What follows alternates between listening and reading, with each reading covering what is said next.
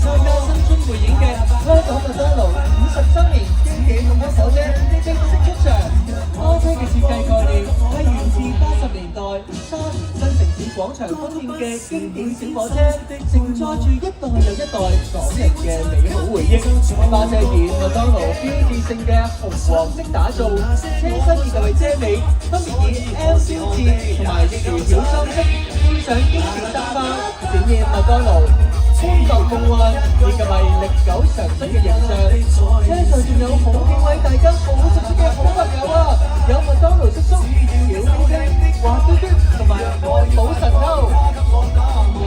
Wow, it's a wave of childhood memories. Please welcome McDonald's Hong Kong, making their first appearance in the parade with their golden shield of joy. McDonald's 50 years of love.